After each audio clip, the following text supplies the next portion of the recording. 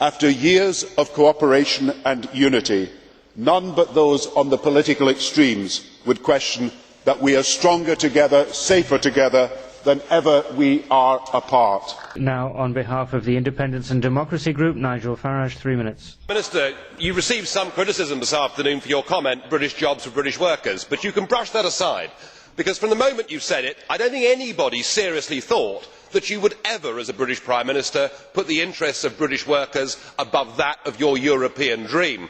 And my goodness me, you showed that this afternoon. It's just a pity that apart from UKIP, virtually nobody seems to have bothered to turn up to listen to you.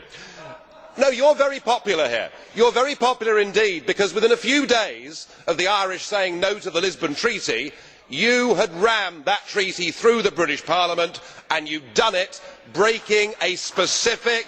You see, I said you were popular. You did it breaking a specific manifesto pledge that you would give the British people a referendum on the constitutional treaty. Shame on you, Prime Minister, for doing that. You have devalued democracy in our country. You have devalued the trust that voters have got in you as a British Prime Minister. But of course we know the reason why.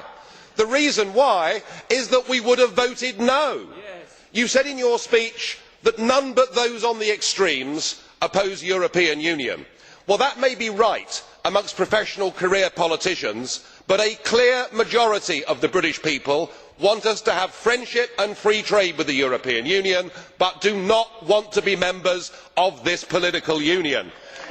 You cannot continue against public opinion to build this European Union. If you do it against the will of the people, you are storing up enormous social and political problems for the future. Please, please, let the peoples of Europe decide their destiny.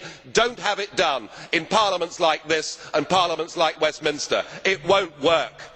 And as far as the economy is concerned, you've told us that somehow you're the economic guru.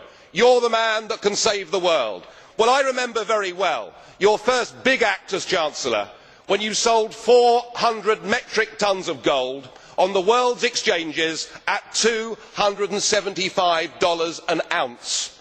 At today's valuation, that would be $10 billion higher. But it isn't just the fact you got it wrong, because we can all get it wrong. It was the fact that you announced in advance how much you were going to sell and on what day you were going to sell it. It was an error so basic that the average A-level economics student, even in these educationally devalued times, wouldn't have done. To add to that, you've destroyed our private pension system. You took away from the Bank of England its ability to regulate the banks and gave it to the tick-box bureaucrats at the FSA in Canary Wharf. And we haven't heard an apology. Your government has apologised for the Amritsar massacre. You've apologised for slavery. You've apologised for virtually everything. Will you please apologise for what you did as British Chancellor, and then perhaps we might just listen to you. Thank you. On behalf of the